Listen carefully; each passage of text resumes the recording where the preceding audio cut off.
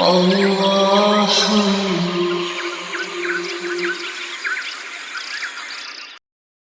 اللہ الرحمن الرحیم.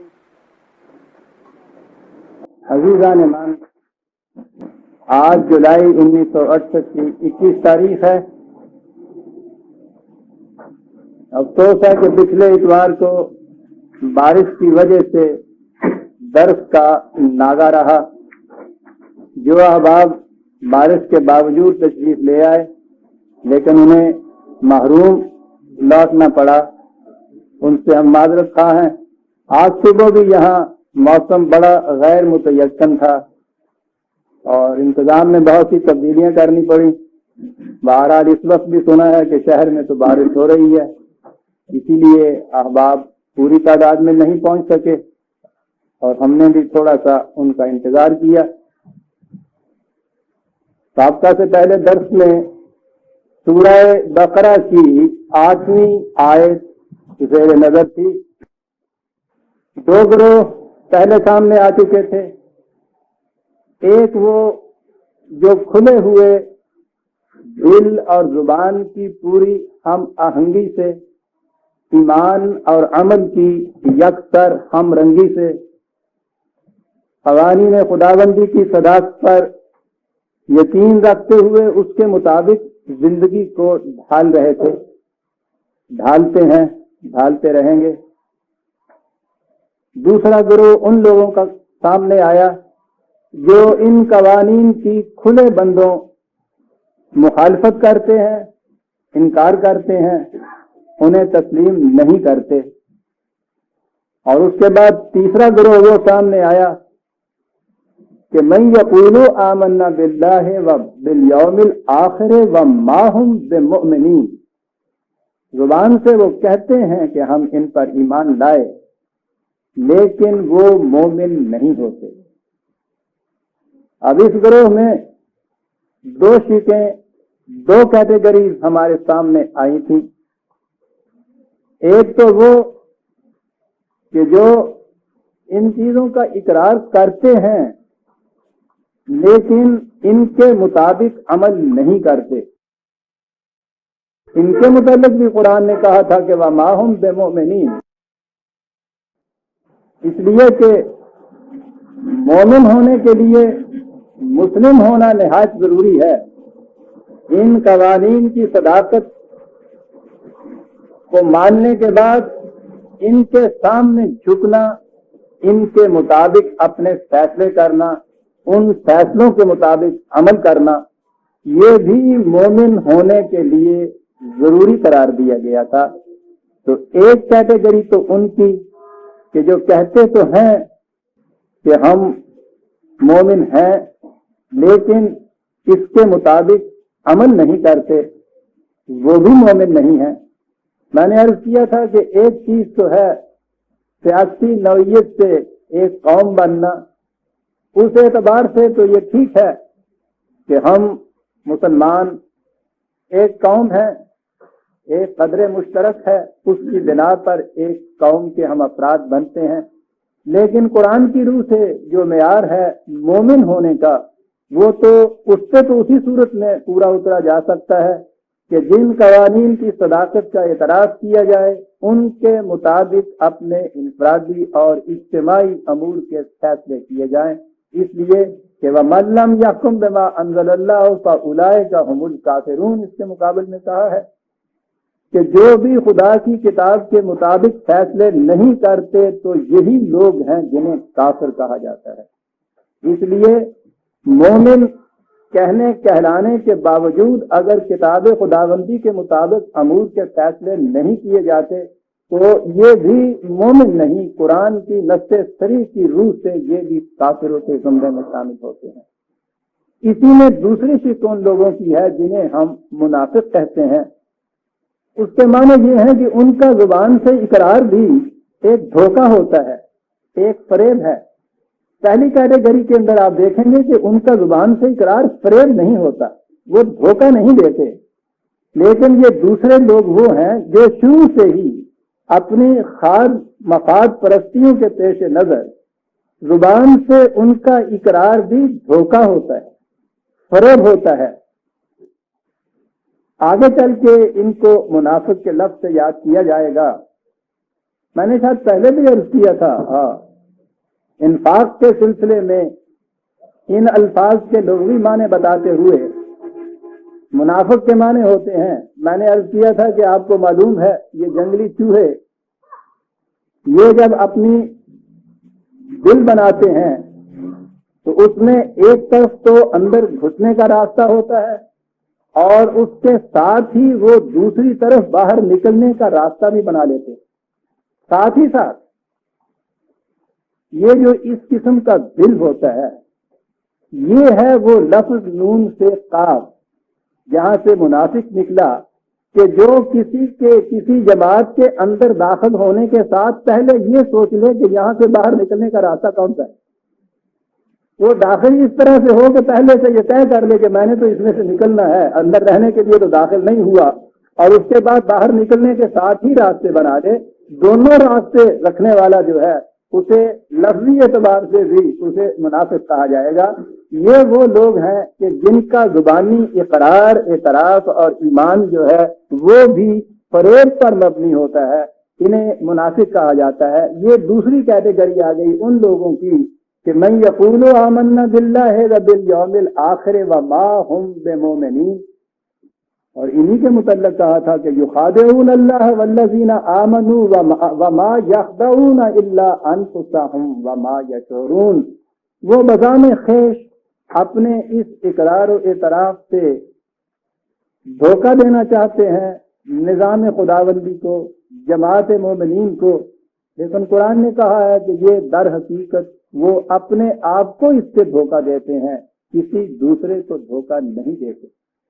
یہ جو فریب دہی ہے, فریب دہی در حقیقت سب سے پہلے فریب خوردگی ہوتی ہے. اور اس کے متعلق اگلا لفظ یہ کہا کہ وما یشعرون, اور میں نے عرض کیا تھا کہ عربوں کے ہاں شعور وہ علم ہوتا ہے جسے حواس کے ذریعے حاصل کیا جائے, مدرکات کے ذریعے حاصل کیا جائے. سینس پرسپشن کو وہ کہتے ہیں. ہمارے یہاں یہ لفظ شعور جو ہے اس معنی میں استعمال نہیں ہوتا. ہم تو فکر اور شعور اور کانشیسنیس ان سب کے لیے یہ لفظ بول دیتے ہیں, لیکن ان کے ہاں یاد رکھیے مجرد حقیقتیں یا ایبسٹریکٹ چیزیں جو تھیں ان کے لیے یہ لفظ نہیں بولتے تھے. وہ معلومات وہ علم جو محسوسات کے ذریعے سے حاصل کیا جائے اس کے لیے وہ شعور کا لفظ عام طور پہ بولتے تھے.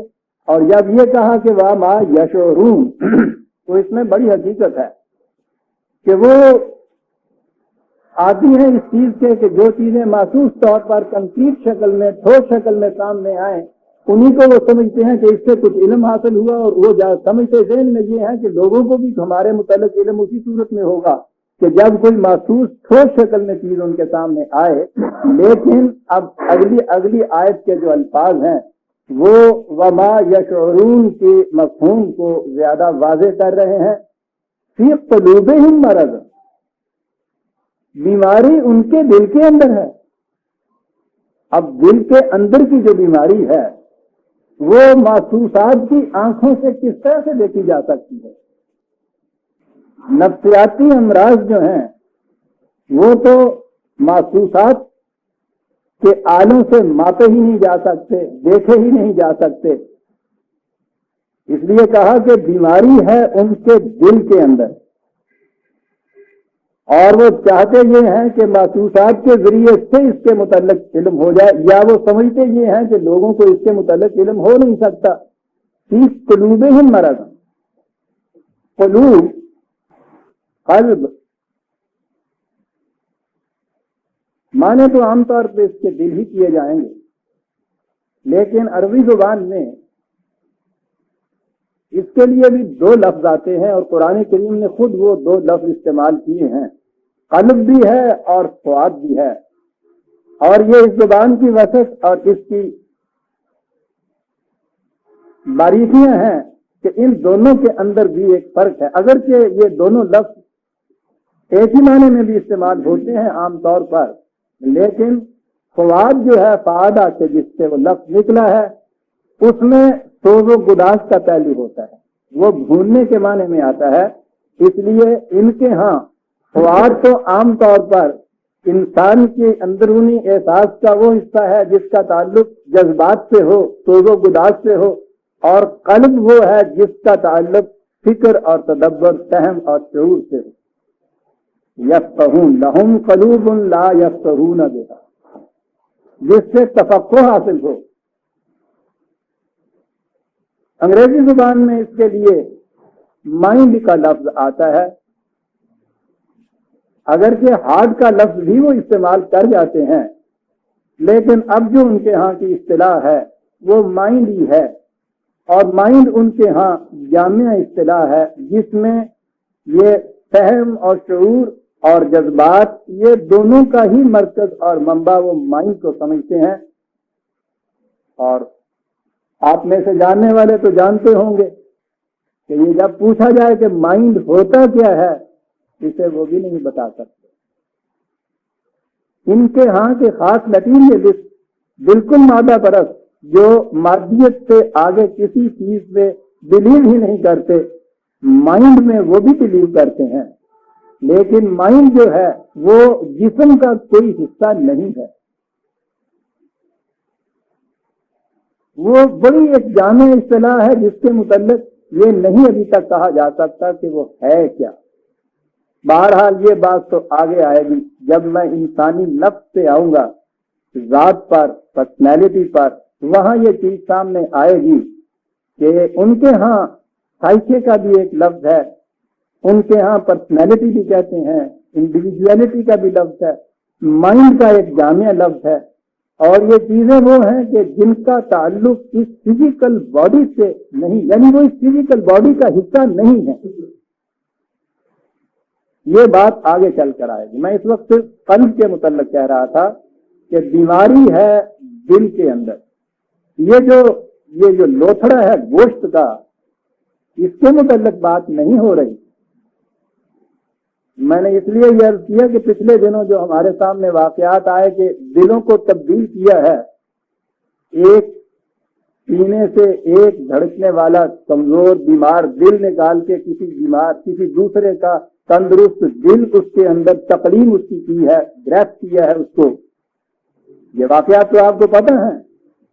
تو وہاں تو یہ چیز ہے کہ وہ سائنس کی روح سے ان چیزوں کی تحقیق کر رہے ہیں کہ انسانی جسم کے کمزور فرسودہ بسودہ حصے جو ہیں ان کی جگہ تندرست توانا نئے پرزے بدل کے لگا دیے جائیں، وہ ان چیزوں پہ جا رہے ہیں۔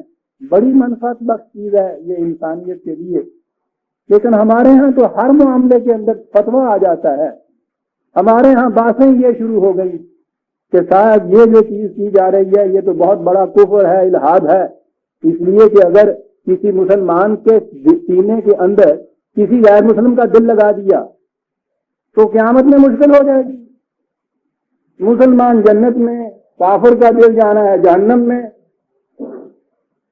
یا کیا جائے گا وہاں؟ یعنی یہ باتیں شروع ہو گئی ہمارے قوموں کی بدبختیاں کیوں آتی ہیں برادران میں۔ اب اس کے اوپر یہ بات چل رہی ہے کہ حلال ہے یا حرام ہے، اور وہ مسخرے انہوں نے آگے جو بڑے ہیں تو انہوں نے وہ ایک انسان کا دل دوسرے انسان میں نہیں لگا دیا، ایک خنزیر کا دل لے کے وہ اس انسان کے اندر لگا دیا، چل بھائی دہن کا ذکر کیا، یہاں ساری غائب ہے غریباں سے،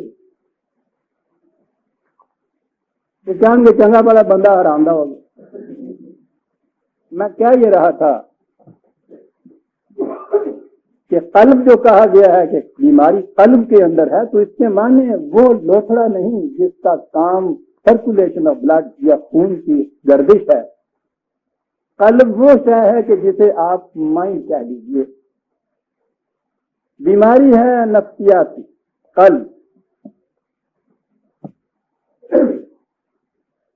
مرض، فی قلوبہم مرض۔ مرض کے معنی ان کے یہاں ہوتے تھے اعتدال کا بگڑ جانا۔ آپ دیکھیے کہ یہ قوم بالکل جہالت کے پردوں کے اندر پرورش پا رہی تھی، لیکن ان کے الفاظ آپ دیکھیے کتنی گہرائیوں تک وہ پہنچے ہوئے تھے۔ صحت نام ہی اعتدال کا ہے، مرض نام ہی اعتدال کے بگڑنے کا ہے۔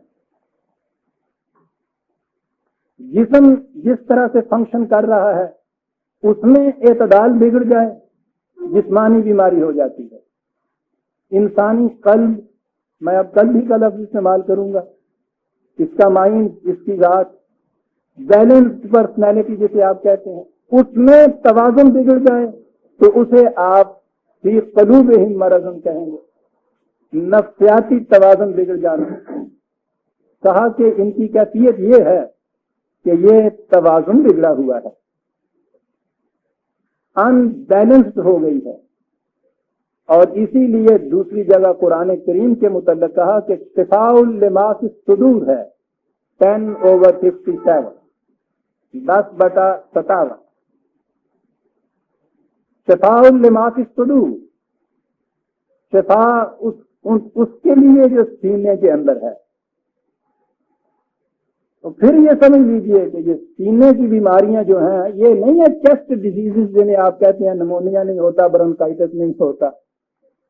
جیسے قلب کی بیماری یہاں کہی، اس کے مقابلے میں شفا کہا اسے ان روگوں کے لیے جو دلوں کے اندر پیدا ہوتے ہیں. نفسیاتی بیماریاں جو ہیں اس کے لیے یہ شفا ہے.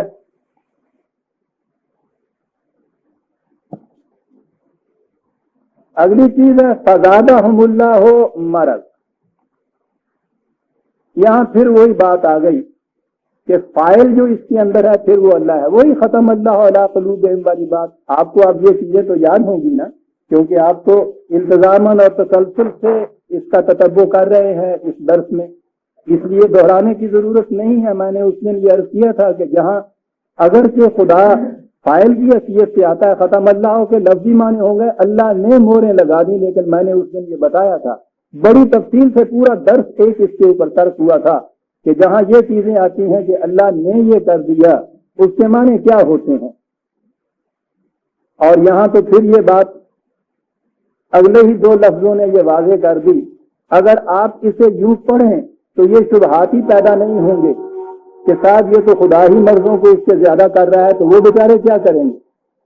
کہا یہ ہے فزادہم اللہ مرض ولہم عذاب علیم. وہی جو دقت وہاں آپ کو پیش آ رہی تھی کہ ختم اللہ علی قلوبہم ہوتا تھا اور اس کے لیے ولہم عذاب علیم. تو سوال یہ پیدا ہوتا تھا نا کہ اگر اللہ نے دلوں پہ موریں لگا دی تو اس کی وجہ سے پھر ان کو وہ عذاب دے رہا ہے. تو میں نے یہ عرض کیا تھا کہ اس کے اندر ایک دوسری آیت کے بھی اندر آئی ہے نا بکفرہم، ان کے کفر کی وجہ سے خدا کے قانون نے یہ کیا کہ ان میں سمجھنے سوچنے کی صلاحیت ختم ہو گئی. بکفرہم یہاں بھی یہ کہا ہے فی قلوبہم مرض فزادہم اللہ مرضا ولہم عذاب علیم. آگے ہے بما کانوا یکذبون. یہ ہے وجہ اس کی کیونکہ وہ صداقتوں کی، حقیقتوں کی، ٹروتھ کا تکذیب کرتے ہیں، جھٹلاتے ہیں. اس وجہ سے ان کے دلوں کے اندر مرض پیدا ہوتا ہے. اور جھوٹ کی کیفیت یہ ہے کہ جوں جوں اس روش میں انسان آگے بڑھتا ہے اپنے مومنٹم سے وہ زیادہ ہوتی چلی جاتی ہے. ایک جھوٹ کوئی انسان بولے اس کو چھپانے کے لیے 10 جھوٹ اور بولنے پڑتے ہیں اس کے بعد. اور پہلی دفعہ جب انسان یہ کچھ کرتا ہے تو کچھ کھٹک پیدا ہوتی ہے اندر، کچھ گرفتی ہوتی ہے. لیکن اگر 2-4 مرتبہ اس قسم کی کوئی چیز کر لے تو اس کے بعد آپ دیکھتے ہیں کہ پھر وہ کھٹک بھی پیدا نہیں ہوتی اور پھر یہ اس کی عام روش ہو جاتی ہے. یہ جو چیز ہے فزادہم اللہ بما کانوا یکذبون، ان کی تکذیب کی وجہ سے ہوتا یہ ہے پھر کہ یہ جو مرض پیدا ہوا تھا نفسیاتی، وہ اپنی روش میں آگے بڑھتے چلے جاتے ہیں اور اس کی وجہ سے یہ مرض بھی بڑھتا چلا جاتا ہے. اس کے لیے پہلی چیز تو یہ ہے کہ اس روش سے رکا جائے اور رکنے کے بعد جو ڈیمیج ہو چکا ہے اس کی اصلاح کی جائے. کسی ڈاکٹر کے پاس آپ چلے جائیے، جو مرض آپ اسے بتائیں گے اس کے متعلق جب وہ یہ تحقیق کر لے گا، دیکھ لے گا اپنی تشخیص سے کہ اس کی وجہ یہ ہے، پہلی چیز وہ یہ کہے گا کہ صاحب آپ کو یہ چھوڑنا پڑے گا. اس چھوڑنے کے بعد پھر اگلی چیز یہ ہوگی کہ دوبارہ ایسا نہ ہو. تو کہا یہ کہ یہ مرض پیدا ہوتا ہے بما کانوا یکذبون، اور زیادہ ہوتا ہے جوں جوں یہ آگے اس میں بڑھتے چلے جاتے ہیں اپنی روش میں، وہ مرض اور زیادہ بڑھتا چلا جاتا ہے۔ دونوں ہی چیزیں، پہلے ٹکڑے میں جو ہم آئے ما ہم بمومنین والا، ایک وہ کہ زبانی اعتراف کیا مناسب کے طور پہ نہیں، رسمی طور پر جیسے پیدائشی طور پر جیسے ہم مسلمان ہو چکے ہیں یہ ہوا، اور اس کے بعد اس کی ضرورت نہ سمجھی کہ اپنے اعمال سے اپنے کاموں سے بھی ہم نے تصدیق کرنی ہے اپنے اس اقرار کی، اس کی ضرورت نہ سمجھی۔ یعنی یہ ایک قومی طور پر مسلمان ہوئے تو مطمئن ہو گئے کہ بہرحال ہم مسلمان ہیں، اس کے بعد کبھی ذرا کھٹک پیدا ہوئی تو یہ ایک عقیدہ اور وضع کر دیا کہ کوئی بات نہیں، ہم خدا کے محبوب کی امت ہیں، اور وہاں جائیں گے تو رسول اللہ صلی اللہ علیہ وسلم ہمیں بخشوا لیں گے۔ اس کے بعد ہوا کیا؟ ہم نے ضرورت ہی نہیں سمجھی کہ جس بات کا زبان سے اقرار کرتے ہیں اپنے اعمال سے اس کی تصدیق بھی کریں۔ تو دوسری کیٹیگری وہ ہوئی کہ جو اقرار ہی فریب دہی سے کرتے ہیں، تو وہ تو سوال ہی نہیں پیدا ہوتا کہ اعمال سے اس کی تصدیق کریں گے۔ دونوں میں سے کوئی کیٹیگری ہو، اگر اپنی روش کے اندر آگے بڑھتے چلے جائیں گے تو آپ دیکھیں گے کہ یہ چیز زیادہ ہو جائے گی۔ ہم بھی جب پہلی پیدائشی طور پہ پہلی نسل ہماری یوں آئی تھی کہ اس نے عمل کو ضروری نہیں سمجھا تھا، اگر کوئی روکنے والا اسی وقت روک دیتا کہ اس سے تم مومن نہیں ہو سکتے تو یہ مرض آگے نہ بڑھنے پاتا۔ 1000 برس سے اتنی جنریشن، اتنی نسلیں ہماری گزر گئیں، باپ سے بیٹے کو، بیٹے کو آگے پوتے کو، اس طرح سے نسلن بعد نسلن یہ چیز متواتر ہم میں آتی چلی گئی کہ مسلمان کے گھر میں پیدا ہوئے مسلمان اسی طرح سے مر گئے۔ مرتے وقت کلمہ نصیب اگر ہو گیا، سب سے بڑی دعا یہ ہوتی ہے نا کہ مرتے وقت کلمہ نصیب ہو جاتا، اور بد دعا یہ ہوتی ہے کہ تجھے مرتے وقت کلمہ نصیب نہ ہو۔ تو ضرورت اتنی سمجھی، میں پیدا ہوئے مسلمان کے گھر میں جس میں ان کو کوئی اختیار نہیں تھا، مرتے وقت نصیب ہو جائے کلمہ، تو درمیان میں یہ سارے کا سارا جو پیریڈ ہے سب اسلام کے مطابق ہو گیا۔ اور جب اس پہ جنریشن آفٹر جنریشن، نسلن بعد نسلن مدت گزرتی چلی جائے تو آپ دیکھیے کہ یہ چیز پختہ ہو جاتی ہے۔ یعنی اب ہمیں پیدائشی مسلمانوں کو کبھی یہ خیال ہی نہیں آتا کہ ہم مسلمان نہیں ہیں، بلکہ اگر کبھی یہ خیال پیدا بھی ہونے لگے تو ایک جھرجھری بھی آتی ہے، جی چاہتا ہے کہنے والے کے منہ پہ تھپڑ مار دیا جائے کہ مسلمان کو مسلمان نہیں سمجھتا۔ دیکھا فزادہم اللہ مرضا، کس طرح سے یہ مرض بڑھتا چلا جاتا ہے، چوتھے درجے میں تب تک پہنچ جاتا ہے پھر اس کے بعد، اور یوں قوموں کی تباہی ہوتی ہے۔ بما کانوا یکذبون، یکذبون بڑی چیز، ترجمہ تو اس کا جھوٹ ہے، کذب، لیکن قرآن کریم عجیب انداز میں بتاتا ہے کذب کسے کہتے ہیں۔ ہمارے ہاں تو یہ چیز ہے کہ ایک باہر واقعہ ہوا، ہم نے اس واقعہ کو غلط بتایا، اسے جھوٹ کہتے ہیں۔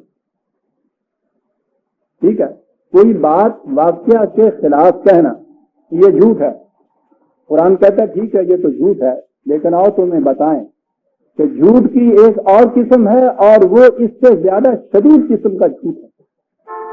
اور سے سنیے برادران عزیز، کیسی عجیب چیز، جھوٹ کی ڈیفینیشن قرآن کی روح 63/1 سورہ منافقون، جھوٹ کی ڈیفینیشن، اذا جاءک المنافقون، منافق اے رسول یہ منافق تیرے پاس آتے ہیں، قالوا نشہد انک لرسول اللہ، وہ کہتے ہیں کہ ہم گواہی دیتے ہیں کہ تو اللہ کا رسول ہے۔ کتنی سچی بات ہے یہ، کہا ہے واللہ یعلم انک لرسولہ، بالکل ٹھیک کہتے ہیں خدا کا تو رسول ہے، خدا بھی جانتا ہے اس کو کہ تو اس کا رسول ہے۔ اب یہ دیکھ لیجئے جو ہمارے ہاں کی ڈیفینیشن ہے سچ اور جھوٹ کی، اس کے اعتبار سے بالکل انہوں نے سچ بولا ہے۔ رسول اللہ کے متعلق آگے کہا ہے آپ اللہ کے رسول ہیں، اس میں جھوٹ بھی ہو سکتا ہے کبھی، اور پھر اس کی تصدیق خدا کرتا ہے واللہ یعلم انک لرسولہ، بالکل ٹھیک کہا انہوں نے. خدا کہتا ہے میں جانتا ہوں اس بات کو کہ واقعی انہوں نے ٹھیک کہا ہے، تو خدا کا رسول ہے. لیکن سنیے واللہ یشہد، لیکن اس کے ساتھ ہی خدا اس بات کی شہادت دیتا ہے کہ ان المنافقین لکاذبون، یہ کہنے والے جھوٹے ہیں. غور فرمائیے آپ نے کیا کہہ دیا ہے قرآن. بات وہ کہہ رہا ہے جو یہ منافق جو واقعہ کے مطابق ہے کہ آپ اللہ کے رسول. خدا کہتا ہے میں بھی شہادت دیتا ہوں اس چیز کی کہ بالکل ٹھیک ہے تم اللہ کے رسول ہو، لیکن یہ جھوٹے ہیں.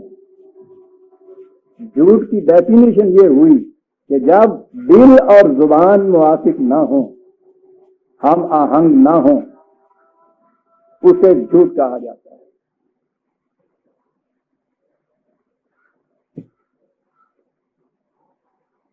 بات بالکل سچی کہہ رہے ہیں. خدا پہلے کہہ رہا ہے کہ ہم بھی کہتے ہیں کہ یہ ٹھیک ہے جو یہ کہتے ہیں، لیکن ان المنافقین لکاذبون، منافق جھوٹے ہیں. تو جھوٹ کی ڈیفینیشن یہ ہوئی کہ جب آپ کا قلب اور زبان، یعنی آپ کی زبان قلب کی تصدیق نہ کرے، قلب آپ کا زبان کی تائید نہ کرے، ان دونوں میں ہم آہنگی نہ ہو، اسے کذب کہتے ہیں. اور یہ ہے وہ جھوٹ. آپ سوچئے تو صحیح کہ جس وقت ہم ان چیزوں کا اقرار کرتے ہیں جسے ایمان کے اجزاء کہا جاتا ہے، قرآن کے متعلق یہ آیات پڑھتے ہیں، کیا ہم اپنے قلب کی ترجمانی کر رہے ہوتے ہیں؟ اس وقت ہم آہنگ ہوتا ہے ہمارا قلب اور زبان دونوں.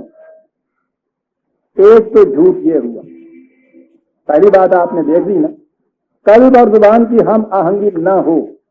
اب ایک جھوٹ کی دوسری قسم دیکھیے. 107 اور یہ اتنی نچلی ہوئی قسم ہے جھوٹ کی کہ اس کے بعد تو میں سمجھتا ہوں کچھ گنجائش ہی ہمارے پاس نہیں رہتی. جھوٹ کی ارایت الذی یکذب بالدین، کیا تو نے ان لوگوں کی حالت پر بھی غور کیا کہ جو دین کو جھٹلاتے ہیں؟ وہی تکذیب، وہی کذب ہے. یہ کیا چیز ہے؟ دین کو جھٹلاتے ہیں. یہ کفار کے متعلق تو ہو نہیں سکتا. دین پہ اقرار تو کر رہے ہیں، انکار نہیں کر رہے، اس کے بعد اس کی تکذیب کر رہے ہیں. کیسے تکذیب کر رہے ہیں؟ کہہ رہے ہیں، جب پوچھئے مسلمان ہیں، رجسٹروں میں نام درج ہے، الحمدللہ کہہ کے یہ کہتے ہیں کہ خدا کا شکر ہے.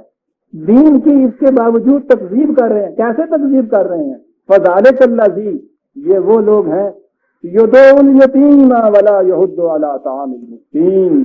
ان کی کیفیت یہ ہے کہ جو معاشرے میں تنہا رہ جاتے ہیں ان کو یہ دھکے دیتے ہیں،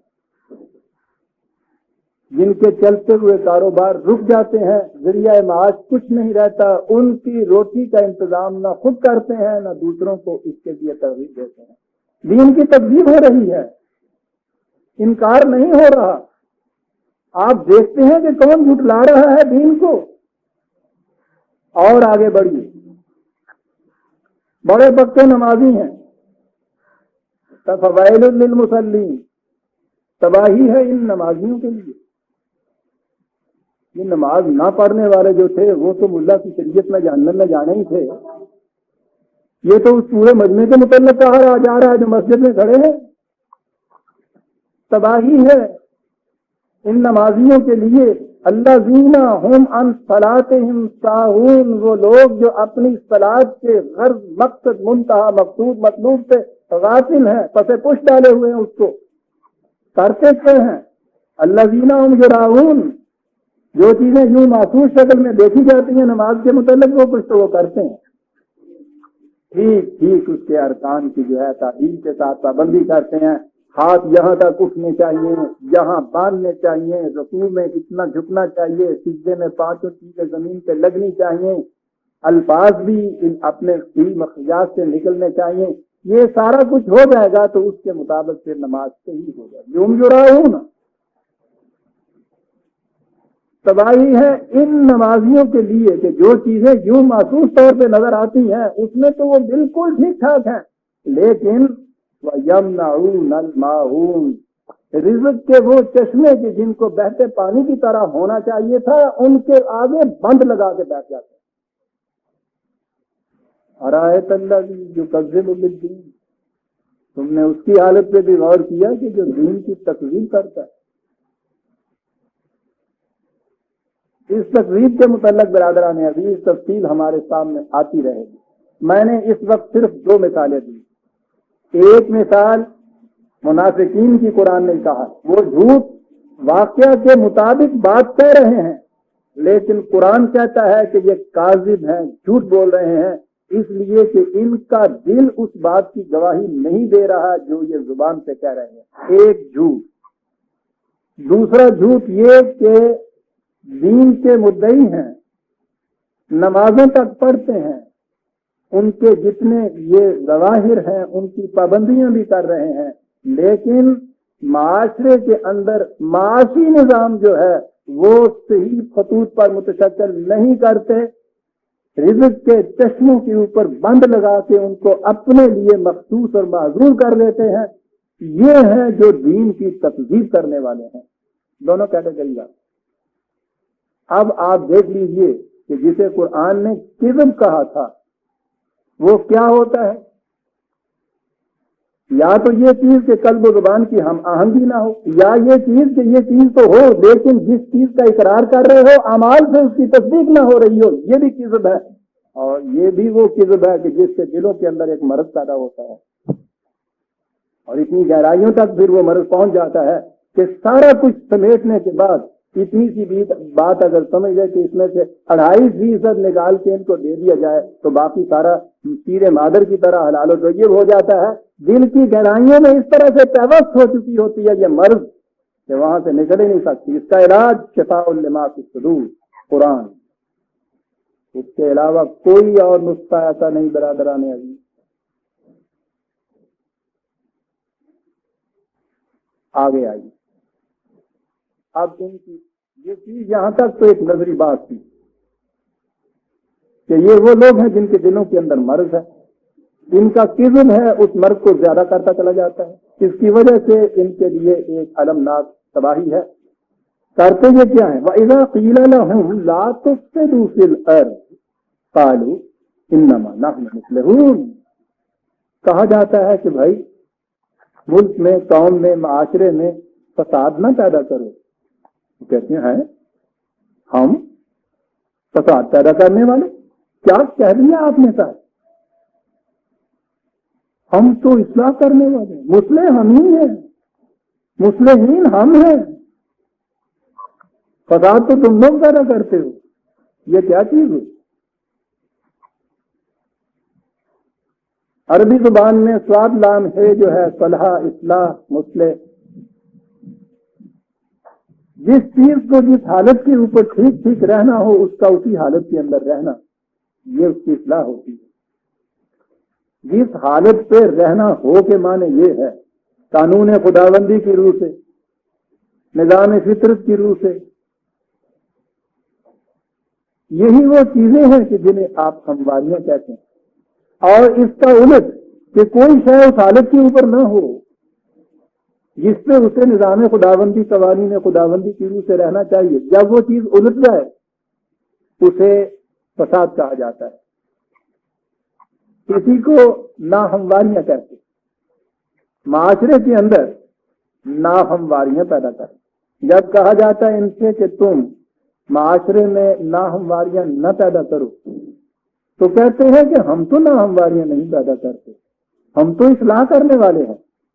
ذرا اس فساد کی 2-3 مثالیں قرآن سے دیکھ لیجئے، پھر آگے بات سمجھ میں آئے گی کہ یہ جو کہتے ہیں کہ ہم تو اصلاح کرنے والے ہیں معاشرے کی، وہ کہاں کھڑے ہوئے ہمیں نظر آتے۔ فساد کیا ہے؟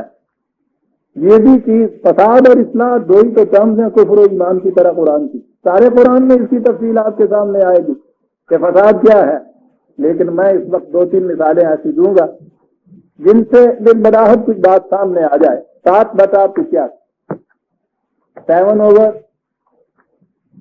85 فساد کا لفظ آپ دیکھیں.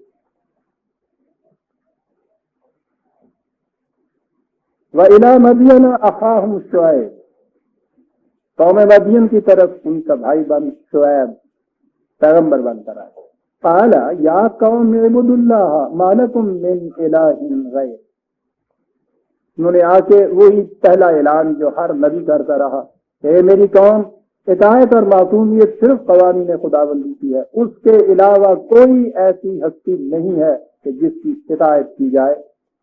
قد جاءتکم بینۃ من ربکم، تمہاری طرف یہ نہایت واضح چیزیں تمہارے رب کی طرف سے آ گئیں. آگے سنیے کہ وہ کیا چیزیں تو جو واضح طور پر آ گئیں. کہا فَأَوْفُوا الْكَيْلَ وَالْمِيزَانَ، دیکھو تم ماپ تول کے پیمانے صحیح رکھو. وَلَا تَبْخَسُوا النَّاسَ أَشْيَاءَهُمْ، دیکھو جو کسی کا حق الخدمت ہے، جو کسی کی محنت کا معاوضہ، بڑا جامع لفظ ہے یہ، لوگوں کا جو کچھ واجب ہے اس کے اندر کمی نہ کرو. یہ جو چیزیں تین کہہ دی قرآن نے، ماپ تول کے پیمانے صحیح رکھو اور محنت کش کی محنت کا معاوضہ پورا دو. جو کچھ اس کی محنت سے پیدا ہوتا ہے، یاد رکھیے میں معاوضے کے متعلق یہ کہہ دوں، ایک تو معاوضہ یہ ہے نا کہ ہم لوگ جو دوسروں کی محنت لیتے ہیں ہم طے کرتے ہیں مزدور کو 3 روپے روز ملنے چاہیے. یہ کس نے فیصلہ کر دیا 3 روپے روز کا؟ آپ کہیں گے کہ صاحب وہ مزدور جو ہے وہ آ جاتا ہے 3 روپے روز کے اوپر، اس واسطے اس سے کوئی زیادتی نہیں. یہ کیا کہا آپ نے؟ پنجابی کہندے آگے نے کہ پا کنا وگاڑیا رات دیاں بھوکیاں نے. رات کا بھوکا بھاو آڑتا ہے. جس کے بچے رات سے بھوکے بیٹھے ہوئے ہیں آپ 3 روپے کہتے ہیں، آپ اس کو 2 روپے بھی کہہ دیجیے گا وہ چلے گا. اس کو پتا ہے کہ اگر میں نہ گیا تو دوسرا دن صرف آ کے میرے آ جائے گا. اس کے متعلق یہ کہنا کہ تعاون دینا، ہم تو باہمی رضامندی سے ہم نے یہ کیا ہے. یہ جو سب سے بڑا فتنہ یاد رکھیے معاشی نظام کا یہ ہے جو ویجز مقرر کی جاتی ہیں. معاوضہ مقرر کیا کون مقرر کرتا ہے؟ جو ان کی محنت لیتا ہے یہ مقرر کرتا ہے. ملاحظہ فرمائیے، یعنی اگر آپ یہ کہیں چیزیں انداز یہ ہو جائے دکاندار کا اور خریدار کا کہ خریدار جو قیمت لگائے وہ دکاندار کو دینی پڑے، تو کہتے ہیں بڑا اچھا انتظام ہے. یہ یہاں یہ جو محنت لیتا ہے ان کی، جو ان کو امپلائے کرتا ہے، وہ مل بیٹھ کے طے کرتے ہیں کہ کتنا دینا ہے. اسے کہتے ہیں اس کی محنت کا معاوضہ. اور جب وہ اتنا دے دیتا ہے تو اس کے بعد وہ کہتا ہے کہ صاحب جو مقرر ہوا تھا میں نے دیا ہے، عدل کے مطابق، قانون کے بھی مطابق. وہ کہیں جا کے چارہ جوئی نہیں کر سکتا مزدور کہ جی یہ طے ہوا تھا. یہ غلط. معاوضہ اس کا ہے کہ جو اس نے محنت کر کے جو بھی اس محنت سے حاصل ہوا ہے وہ اس کی محنت کا حاصل ہے، معاوضہ ہے. تم کون ہوتی ہے یہ چیز طے کرنے والی؟ بات لمبی چلی جائے. قرآن نے کہا یہ جہاں کہ وَلَا تَبْخَسُوا النَّاسَ أَشْيَاءَهُمْ، جو کچھ ان کا ہے اس میں کمی مت کرو. بات حضرت شعیب و قوم مدین کی ہو رہی. حقائق آج کی اکانومی کے متعلق بیان کیے جا رہے ہیں. ساری دنیا میں اس وقت جہنم برپا ہے برادران عزیز، اس لیے کہ اوفوا الکیل والمیزان ولا تبخسوا الناس اشیاءهم، یہ چیز جو ہے اس کے اوپر عمل نہیں ہے. ساری لڑائی آپ کے یہاں کیپٹل اینڈ لیبر سرمایہ اور محنت کی ہو رہی ہے. یہ آواز بلند کی حضرت شعیب علیہ السلام. بات میں کہہ رہا تھا فساد فی الارض کی. سنیے آگے عزیزان من.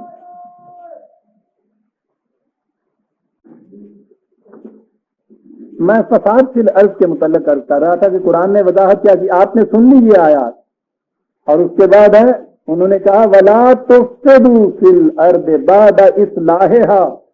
فساد و اصلاح کے دونوں لفظ ایک ہی جگہ آ گئے.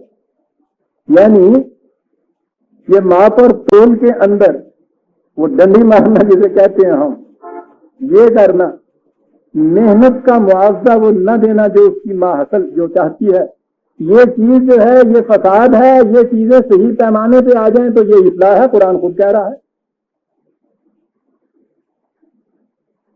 آپ دیکھ لیا آپ نے کہ جب ان سے کہا جاتا ہے لا تفسدوا فی الارض،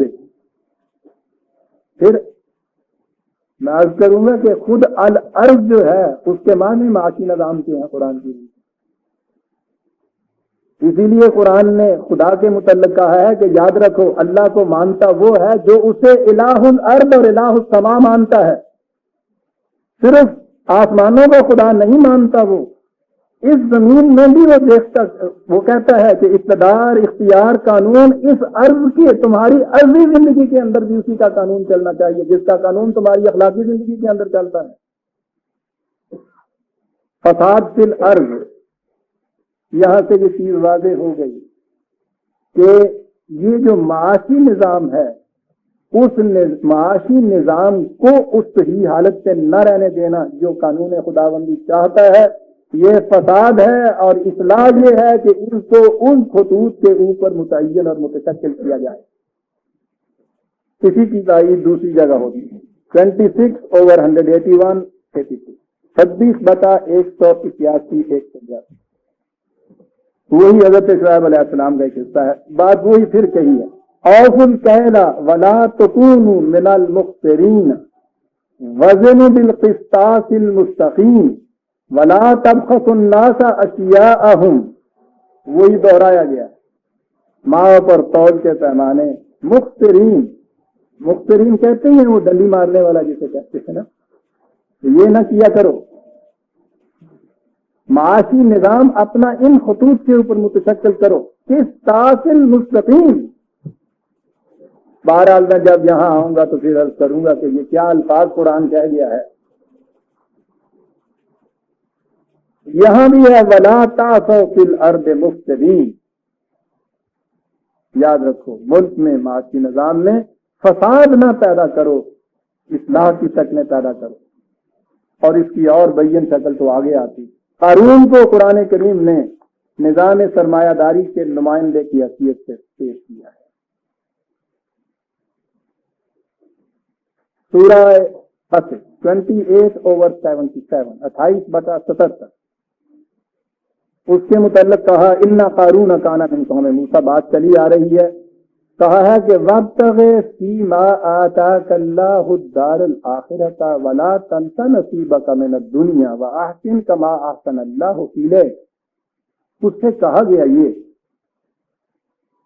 کہ یہ جو تو اتنا کچھ سمیٹ کے اپنے لیے تم نے رکھ دیا، اور اس کے بعد ایک بڑی لطیف بات کہی کہ پھر یہ زاراندوزی کی ہوس اتنی زیادہ گہری ہو گئی کہ کسی اور کو اس میں سے دینا تو کچھ رہا، کم وقت تو اپنے آپ کے اوپر بھی کچھ نہیں خرچ کر رہا اس میں سے. ارے اپنا حصہ جو دنیا میں تیرا اس میں سے ہو سکتا ہے اس کو تو لے لے. دیکھتے ہیں یہ عمل کہاں تک لے جاتی ہے انسان کو. یہ سنیے اور نگاہ میں رکھیے یہ بڑے بڑے جتنے بھی یہ 99 کے پھیر میں پھرتے ہیں کہ اس دنیا کی زندگی میں بھی وہ اپنا کتنا حصہ رکھتے ہیں. اور اس کے بعد کہا ہے کہ یاد رکھو حسن پیدا کرو معاشرے کے اندر. یعنی کیا چیز ہے فلا تبغ الفساد فی الارض، فساد نہ تم پیدا کرو معاشی نظام میں. ان اللہ لا يحب المفسدین. یاد رکھو فساد پیدا کرنے والے نظام خداوندی کی نگاہوں میں پسندیدہ نہیں ہوتے. آپ سوچئے تو صحیح کہ قارون کون سا فساد پیدا کر رہا ہے. ہمارے ہاں تو فساد سے نا لڑائی جھگڑا فرار ہو گیا ہی ہوتے، یعنی اب فساد کے کوئی اور معنی ہی نہیں رہے ہمارے ہاں. یہ جو اس طرح سے خون چوسا جاتا ہے خاموشی ہی خاموشی سے، یہ کوئی فساد نہیں ہمارے ہاں. کہیں کسی کے سر پہ وہاں لٹھ لگ جائے اور اس میں سے ذرا سا خون نکلے تو فساد ہوا نا صاحب. پھر وہ ساری مشینری حرکت میں آ جاتی ہے قانون کی یہ سارا کچھ. لیکن ان چیزوں کو فساد کہا ہی نہیں اب ہمارے یہاں جاتا، اس کا نام ہی فساد نہیں ہے. آپ دیکھیے قارون نے تو کوئی فساد اس قسم کا نہیں کیا. ضرب دوزی کی حوث والے میں تو اتنی ہمت ہی نہیں رہتی کہ اس قسم کا فساد وہ کرے. اسے کہا ہے کہ تو فساد مت کر, اور وہ فساد یہ تھا جو اوپر یہ کہا ہے کہ اتنا کچھ سمیٹ لیا کہ اس کے خزانے جو تھے ان کو کچھ ایک جماعت بڑی طاقتوروں کی تھی جو اٹھا سکتی تھی. اور سنیے فساد کیا تھا, عجیب چیز عزیزان مان. قرآن کہتا ہے فساد تھا قارون کی ایک ذہنیت, اور ذہنیت یہ تھی کہ جب اس سے کہا گیا کہ بھائی اتنا کچھ جو تو اپنے ہی لیے سارا کچھ جمع کر رہا ہے, کچھ اپنی ذات سے خرچ کر اور پھر کچھ معاشرے کا حسن اس میں پیدا کر. تو اس کے جواب میں اس نے کہا ہے قال انما اوتیتہ علی علم عندی, کیا کہہ رہے ہو تم, یہ جو کچھ میں نے کمایا ہے یہ میری اپنی ہنر مندی کا نتیجہ ہے, اس میں سے کسی دوسرے کا کیا حق ہے کہ مجھ سے کوئی چیز طلب کرے, میں تو دوں. قرآن کہتا ہے یہ ہے فساد, یہ ذہنیت کہ اس قسم کی وہ تدبیریں کرتے رہتے ہیں, پلاننگ اس قسم کے کرتے رہتے ہیں کہ وہ سارا کچھ جو ہے سمیٹتے چلے جاتے ہیں. جب ان سے کہیے تو کہتے ہیں کہ صاحب وہ تو ہمارے حسن تدبیر کا نتیجہ ہے جو کچھ ہم کر رہے ہیں, اس لیے اس میں کسی دوسرے کا کیا حصہ. سارا آپ دیکھتے ہیں کہ یہ جتنی بھی یہ کیپیٹلسٹک اکانومی ہے اس کے اندر وہ جو اوپر بیٹھا ہوا ہوتا ہے بظاہر وہ کچھ نہیں کر رہا, ایک میز کرسی چند کاغذ 2-3 اس کے پاس وہ ٹیلی فون ہے اور سارا کچھ وہاں بیٹھے ہوئے یہ ہو رہا. علی علم عندی, یہ میری کاریگری, میری ہنر مندی, میرے ٹیکٹکس, میری تدابیر, میری اسکیمیں, ایک بساط سیاست پہ جو مورے لگے ہوئے میں نے, یہ سب اس کی وجہ سے مجھے یہ مل رہا ہے, کسی دوسرے کا اس میں حصہ کیا ہو سکتا. قرآن کہتا ہے یہ سب سے بڑا فساد ہے جو دنیا میں پیدا کیا گیا. دیکھ رہے ہیں آپ فساد, اور پھر فساد کے لیے تو ایک جامع ٹرم قرآن نے استعمال کر دی, 21/22.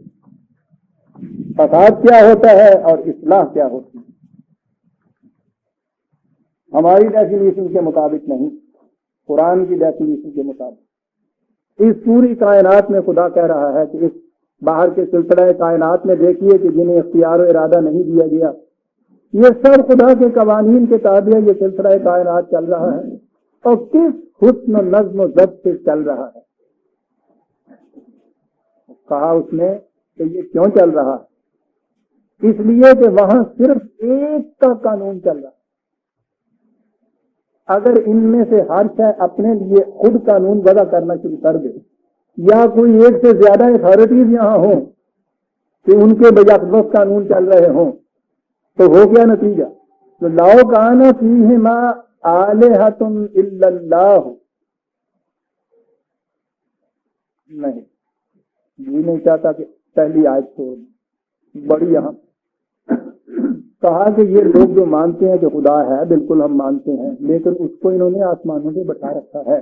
ام اتخذوا آلہۃ من الارض هم ينشرون, لیکن اپنی ارض کی زندگی کے اندر کوئی اور خدا تجویز کر رہے ہیں اور ان کے زور سے یہ آگے بڑھتے چلے جاتے ہیں. دیکھا آپ نے یہ دو خدا کیا ہوتے ہیں. یہ انہوں نے ایک خدا تو سمجھ رکھا ہے اوپر کی دنیا کا, آسمانوں کا خدا, عرش معلیٰ کا خدا, اور اپنے عرض کی زندگی کے اندر ایک اور خدا تجویز کر رہا ہے, اور یہ زندگی جو ہے یہ اس کے سہاروں کے اوپر یہ اس زندگی کے اندر پھیلتے ہیں. لو کان فیہما آلہۃ الا اللہ, یاد رکھو, سوچو اگر اس کائنات میں جو خارجی کائنات اس حسن و نظم و ضبط سے چل رہی ہے, اگر اس میں ایک خدا کی بجائے ایک سے زیادہ خداؤں کے قوانین چلتے تو کیا ہوتا. لفسدتا, وہی فساد تھا. سوچو کہ یہ کیا ہوتا. وہاں کا فساد تمہیں یوں نظر آ جائے گا کہ وہ محسوسات کی شکل میں تمہارے سامنے آئے گا. تم بائیں یہ چیز اپنی زندگی کے اندر پیدا کر رہے ہو کہ یہاں ایک کا نظام نہیں چل رہا. زندگی کے کچھ حصے کے اندر نماز, روزہ, حج, زکات, خدا کے احکام. تمہاری معاشی زندگی, سیاسی زندگی, معاشرتی زندگی, یہ تمہارے اپنے نظام. وہاں کے متعلق اگر ذرا سا بھی فرق آ جائے کہ صاحب ہاتھ یہاں نہیں یہاں باندھنے چاہیے، اس کے لیے یہ نہیں ہوتا کہ صاحب یہ جو نمازی یہاں بیٹھے ہوئے ہیں ان کی میجورٹی کیا کہتی ہے، ہوتا یہ ہے کہ شریعت کا فیصلہ کیا ہے۔ یہ چھوڑ دیجیے کہ وہ صحیح یا غلط کچھ کوٹ کرتا ہے، پوچھا وہاں یہ جاتا ہے کہ شریعت کا فیصلہ کیا ہے۔ سارے نمازی 1,00,000 کے جامع مسجد میں جمع ہو کے اگر یہ طے کریں کہ نہیں صاحب ہمیں ہاتھ یہاں باندھنے چاہیے، اور مولوی صاحب وہاں یہ کہیں کہ نہیں صاحب شریعت کا فیصلہ یہ ہے کہ ہاتھ یہاں باندھنے چاہیے، تو آپ کے ہاں کی وہ ساری میجورٹی 100% بھی یہ کہہ رہی ہو تو وہ کوئی نہیں آپ وہاں مانتے۔ لیکن وہاں سے باہر نکلنے کے بعد بہترین نظام جو اپنے لیے آپ تجویز کرتے ہیں وہ یہ کہ جب کوئی معاملہ سامنے آئے تو وہ جو مغز بساد خار ہیں وہ بیٹھے ہوئے ان سے پوچھو کہ صاحب 51 آپ میں سے کیا فرماتے ہیں، اور جو وہ کہہ دیں وہ آپ کے لیے قانون۔ یہ 2 قسم کے اصول آپ نے کیوں وضع کیے ہیں؟ نماز میں ہاتھ کہاں باندھنے چاہیے، یعنی میں کوئی زیادہ بنیادی مسئلہ نہیں لے رہا جو سمجھ میں نہ آئے، ابھی تک اس گئے گزرے زمانے میں بھی یہ کیفیت ہے نا کہ صاحب شریعت کا فیصلہ کیا ہے۔ وہاں آپ یہ نہیں کہتے کہ یہ جو نمازی جمع ہے ان کی میجورٹی کا فیصلہ کیا ہے، وہاں کے فیصلے کے لیے اور اصول آپ کے پاس، اور جب آپ نے اپنی اس معاشی سیاسی معاشرتی زندگی کے متعلق فیصلہ لینا ہو تو وہ جو جمع ہے ان کے متعلق پوچھا جاتا ہے کہ صاحب اس کی اکثریت کیا کہتی ہے، اور اس فیصلے کو آپ کے ہاں بہترین نظام مانا جاتا ہے۔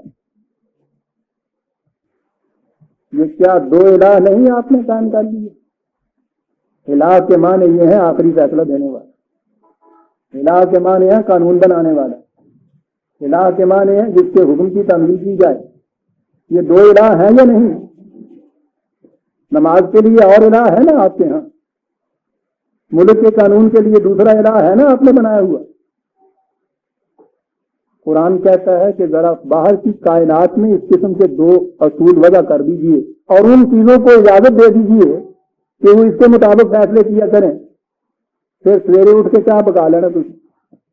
اگر کسی دن صبح اٹھ کے 5-7 گھروں کے چولہے میں جن کے فیصلہ کر لیں کثرت رائے سے بلکہ متفقہ رائے سے کہ آج ہم نے حرارت نہیں دینی، لفظ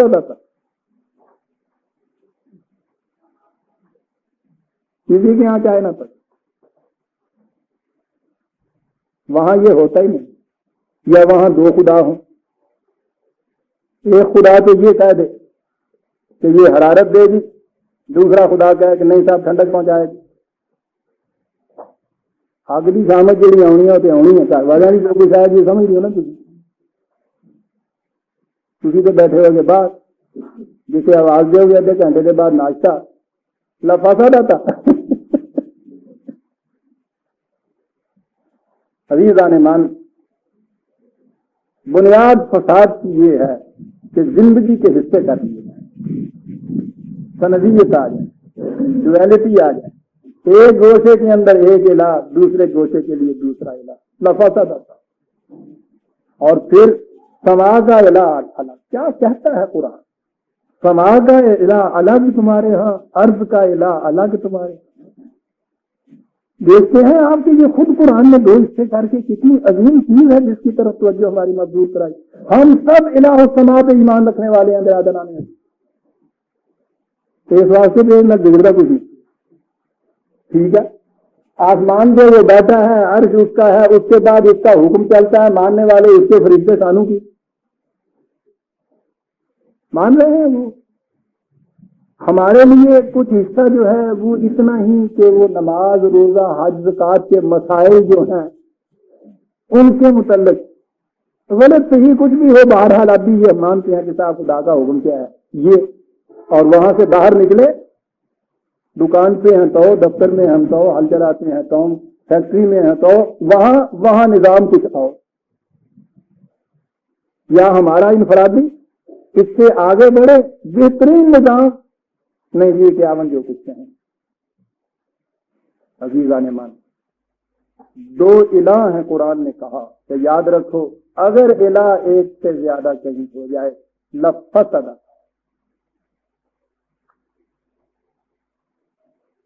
کہا یہ تھا قرآن نے کہ جب ان سے یہ کہا جاتا ہے کہ فساد مت پیدا کرو تو یہ کہتے ہیں کہ نہیں صاحب ہم فساد پیدا کرنے والے، ہم تو مصلحین ہیں۔ یہ بڑی بڑی فیکٹریاں لگانے والے ہمارے ہاں، بڑی بڑی مل، انڈسٹریلسٹ، جب بھی کہیں گفتگو کیجیے تو یہ کہ صاحب پوچھنے سے ہم ملک کی ترقی کے لیے کتنے کوشاں ہیں۔ آپ دیکھ رہے ہیں، آپ ایک تیسرے کپڑے کے لیے محتاج ہو جاتے دوسروں کے، اگر یہ ہم ٹیکسٹائل ملز نہ لگاتے۔ ٹھیک ہے، بڑا احسان آپ کا ہے۔ کیا اس کا نام تم فساد رکھ رہے ہو؟ کیا یہ اصلاح نہیں ہے؟ نحن مصلحون۔ دیکھا مصلحین کی کیسے شکلیں بدلتی چلی جاتی ہیں، جنہیں کیا بدل کے بھیج زمانے میں پھر سے آتے ہیں۔ اگر کہ پیر ہے آدم جوان ہے لا تو منا، نحن مصلحون۔ الا انداز ہے بیان کا قرآن کریم کا، کتنے زور کا یہ اعلان ہوا کرتا ہے، جس کے معنی ہوتے ہیں کہ وقت غلط کہہ رہے ہیں، سن رکھو سننے والوں، جھوٹ کہہ رہے ہیں جو کچھ ہے۔ حقیقت یہ ہے الا انہم هم المفسدون۔ یہ عربی جاننے والے دیکھیں گے کہ یہ زور بیان کیا ہوتا ہے۔ الا انہم هم المفسدون، یاد رکھو فساد پیدا کرنے والے یہی ہیں، بالیقین یہی ہیں، کوئی اور نہیں ہے۔ اور آگے ہے ولکن لا یشعرون، کہتے یہ ہیں کہ بتائیے کہ صاحب مزدور کے خون کہاں سے نکلا؟ کہاں فساد ہم نے کیا؟ لت نہیں ماری ہم نے اس کو کوئی بھی، بالکل نہیں تھا۔ نہایت اطمینان اور امن سے فیکٹری کے اندر آتے ہیں، اس کے بعد جو مقرر کیا ہوا ہے ان کے ساتھ لیگز وغیرہ اس کے مطابق دیا جاتا ہے سارا چیز۔ یا شعورون، چاہتے یہ ہیں کہ یہ چیز جو ہے محسوس شکل میں پتہ چلے کہ ہم نے کیا فساد بھی کیا ہے۔ بات تو شاعری کی تھی لیکن کیا گیا تھی کیا کسے بتائے انہیں، لفظ کچھ اور ہے۔ خون آرزو کیا ہے، بات کیسی ہے؟ خون آرزو کیا ہے، انہیں یہ ضد ہے کہ دیکھیں گے رنگ و بو کیا ہے۔ جو خون آرزو کا رنگ و بو دیکھتا کہے کہ ہم مانتے ہیں کہ واقعی خون ہوا ہے، کسے بتائے کوئی خون آرزو کیا ہے، انہیں یہ ضد ہے کہ دیکھیں گے رنگ و بو کیا ہے۔ ولیکن لا یشعرون، یہ اپنے اس فساد کا رنگ و بو دیکھنا چاہتے ہیں۔ کہتے ہیں جی دکھائیے، محسوس طور پر دکھائیے کہ ہم نے کہاں لت مار دی۔ کہتا ہے یہ فساد وہ ہے جو یوں محسوس طور پر رنگ و بو سے نہیں دیکھا اور دکھایا جا سکتا۔ ایک آج کے ان کی نگاہیں آگے آ جاتی ہے بات برادران عزیز، بڑی عجیب چیز ہے وہ۔ یا مہون کا لفظ قرآن لایا ہے، وہاں میں یہ عرض کروں گا کتنی باریکی میں قرآن چلا گیا ہے کہ یہ ماتھے کی آنکھوں سے دیکھی جانے والی چیز نہیں ہے، یہ دل کی آنکھوں سے دیکھے جانے والے فساد ہوتے ہیں۔ اور یہ کہتے ہیں کہ ہمیں دکھاؤ ان آنکھوں سے کہ ہم نے کیا فساد مچا دیا ہے۔ وَإِذَا قِيلَ لَهُمْ آمِنُوا كَمَا آمَنَ النَّاسُ قَالُوا أَنُؤْمِنُ كَمَا آمَنَ السُّفَهَاءُ، جب ان سے کہا جاتا ہے کہ جس طرح سے یہ جماعت مومنین اس نظام کی صداقت پر ایمان لائی ہے، پھر جس طرح سے اپنے اعمال سے انہوں نے اپنے ایمان کی تصدیق کی ہے، یہ کرتے ہیں، تم بھی اس طرح سے کہو، تم بھی اس طرح سے کرو۔ آگے بات بڑی عجیب ہے، کسی سے جب یہ کہا جائے نا آج کے معاشرے میں کہ صاحب دیانتداری سے کام لو، ایمانداری سے تجارت کرو، اس کے اندر یہ اس قسم کا دھوکہ کرے ہم کھولنا یا میرے نہ کرو، دیکھو تو صحیح فلاں آدمی اس طرح سے وہ چلتا ہے، فوراً یہ ریکارڈ ہوتا ہے کہ صاحب 4 دن کے بعد پتہ چل جائے گا اس ہندو کو کہ اس روش کا نتیجہ کیا ہوتا ہے۔ وہ تو اپنا نفع نقصان بھی نہیں جانتا، بڑا ہے ایمانداری سے کام کرنے والے، سمجھے؟ آپ کے ہاں اگر محکموں کے اندر کوئی شخص کانسنسس ورکر ہو جائے، ضمیر کے احساس سے، دیانتداری سے، محنت سے، ایمانداری سے وہاں کام کرے، وہ ارد گرد والے باقی سارے اس کو بیوقوف کہتے ہیں۔ جب ان سے کہا جاتا ہے کہ صاحب اس طرح سے ایمان لاؤ، اس روش پہ چلو جس روش پہ یہ چلتے ہیں، وہ کہتے ہیں کہ یہ تو بیوقوفوں کی ایک جماعت ہے، جن کو اپنے نفع نقصان کا بھی پتہ نہیں، یہ اس اصول کے مطابق سارا دن یہ تحقیق لگا کے بیٹھے ہوئے ہیں، سال کے بعد دیکھنا کہ اس میں سے بچتا ان کو کیا ہے، تو ہم ان کی طرح سے ہم بھی کرنے لگ جائیں۔ ہم ایسے بیوقوف نہیں ہیں۔ جب ان سے کہا جاتا ہے کہ ان کی طرح تم بھی ایمان لاؤ، وہ کہتے ہیں کہ انؤمن کما آمن السفہاء، ان بیوقوفوں کی جماعت کی طرح ہمیں بھی چاہتے ہو کہ ہم بھی اس طرح سے تباہ ہو جائیں۔ سفہاء عجیب لفظ، سفاہت عقل و فکر سے کام نہ لینے والے کے ساتھ۔ اب دیکھیے انہوں نے کہا ہے کہ یہ جماعت جو اتنی محنت کرتی ہے اور پھر اپنی ضرورت سے زائد دوسروں کی احتیاج کو پورا کرنے کے لیے دے دیتی ہے، کچھ جمع نہیں کرتی، کہیں جائیدادیں کھڑی نہیں کرتی، بینک بیلنس کوئی نہیں ہوتے ان کے، بعض اوقات اپنی ضرورت کو بھی روک لیتی ہے، دوسروں کی ضرورتوں کو پورا کرتی ہے، یہ بیوقوفوں کی ایک جماعت کھڑی ہے۔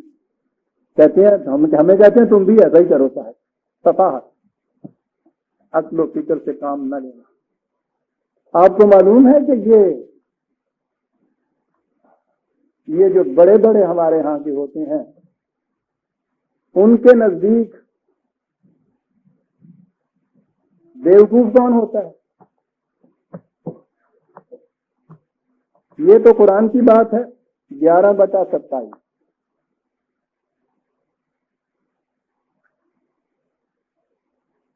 قرآن کی بات سے پہلے تو ایک چیز ہمارے ہاں جو روز کہتے ہیں، پھر وہی بات پنجابی کی ہے، معاف رکھیے گا، ہوں پنجابی اس لیے اسی زبان کے محاورے زیادہ آتے ہیں۔ جی کوٹھی کے دانے اور ایک کملے کی سیاں، جن کے گھر پکتی ہے ان کے ہاں کا بیوقوف بھی عقل مند ہوتا ہے، اور بڑے سے بڑا عقل مند بھی رات کا بھوکا اگر ہے تو دوسروں کی نگاہوں میں اس سے زیادہ بیوقوف کوئی نہیں۔ کسی مجلس کے اندر جہاں اس قسم کی چیز ہو کہ کچھ دولت مند امیر بڑے بڑے یہ لوگ بیٹھے ہیں، کچھ وہ بھی ہوں کہ جن کے حالات سے، جن کے کپڑوں سے، جن کی حیث قضائی سے معلوم ہو رہا ہو تو یہ میل اونر نہیں ہے، ٹیکسی والے نہیں ہیں، شام ساتھ ادھر کرسیاں بیٹھی ہیں اس پر رکھی ہیں، ادھر کیوں نہیں بیٹھتے آپ لوگوں؟ جی میں یہ کہہ رہا تھا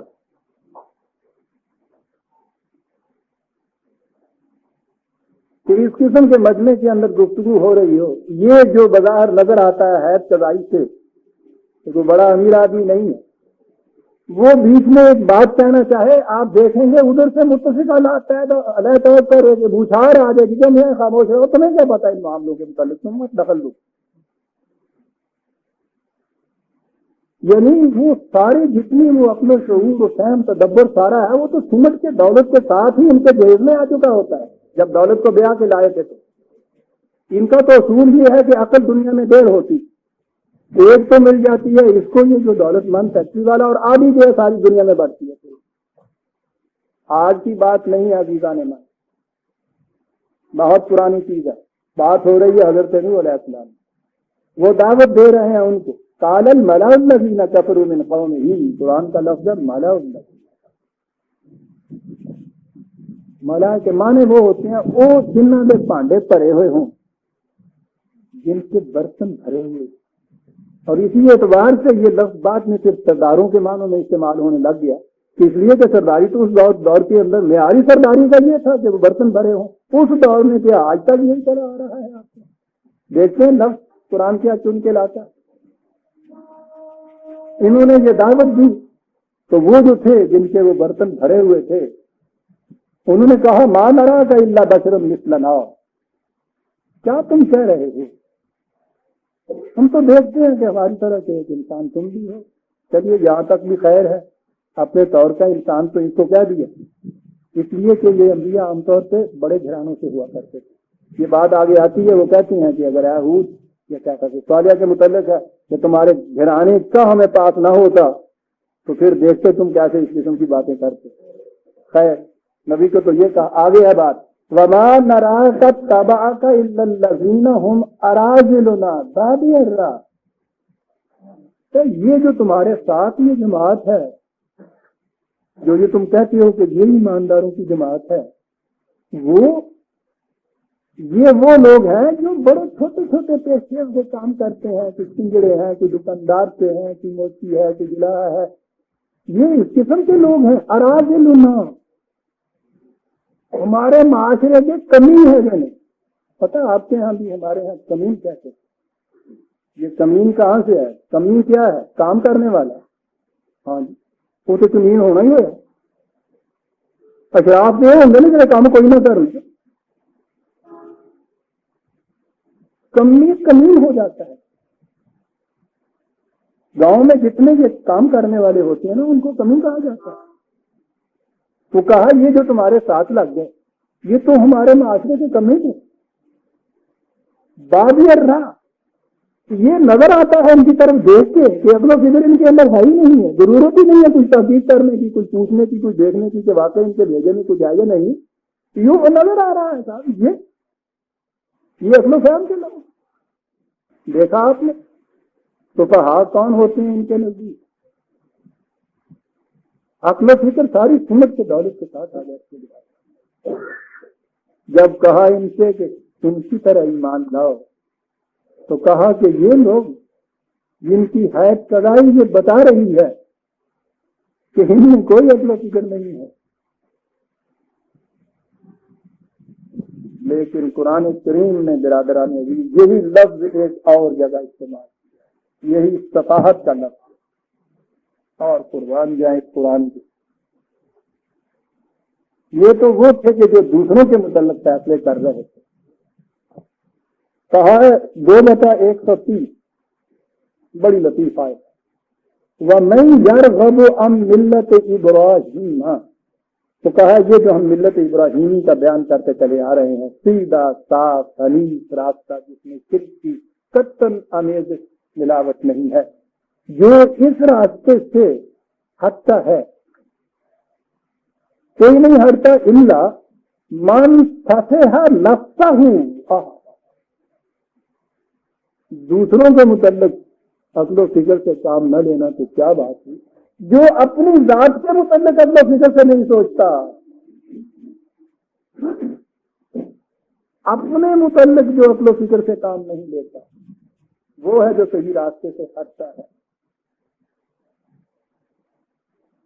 اگر یہ خود یہ سمجھتے کہ انسانی ذات کیا ہے، میں کیا ہوں، اس کی قیمت کیا ہے، کن چیزوں سے یہ سنورتی ہے، کن سے یہ بگڑتی ہے، اس کا نقصان کتنا بڑا نقصان ہے کہ جس کی تلافی نہیں ہو سکتی، اگر یہ اپنے نفس کے متعلق عقل و فکر سے کام لیتے تو تم دیکھتے کہ پھر یہ اس ملت سے کبھی نہ ہٹتے. اس ملت سے وہ ہٹتا ہے، یہ نہیں کہا کہ جو دوسروں کو بیوقوف سمجھتا ہے، جو خود اپنے آپ کو فریب دیتا ہے، اپنے متعلق عقل و فکر سے کام نہیں لیتا. صفیہ نفس ہوں قرآن ہے عزیزان. یہ جو دوسروں کو کہنے والے ہیں کہ یہ صفحاء ہیں، کہا یہ دوسروں کو کیا کریں. یہ سیلف ریفلیکشن جسے ہم کہتے ہیں، یہ خود فریب نفس ہے. اگر یہ خود اپنے ہی متعلق کبھی عقل و فکر سے بیٹھ کے سوچنے لگ جاتے اور اس قسم کی مفاد پرستیوں کی جذبات ان کے اوپر چھا نہ جاتے تو ان کو پتہ چلتا کہ ان کے نفس کے حق میں یہ بات ہے تو اس صحیح راستے کو اختیار کیا جائے. میں کہہ رہا تھا کہ ان سے جب کہا جاتا ہے کہ ایمان لاؤ ان لوگوں کی طرح، وہ کہتے ہیں کہ کیا ہم ان کی طرح ایمان لائیں کہ جو عقل و فکر سے کام ہی نہیں لیتے. قرآن نے کہا الا، پھر وہی دوہرایا الا انہم ہم السفہاء. سفہاء عقل و فکر سے کام نہ لینے والے وہ تو خود یہ ہیں کہ جنہوں نے اپنے آپ کو دھوکہ دے رکھا ہے.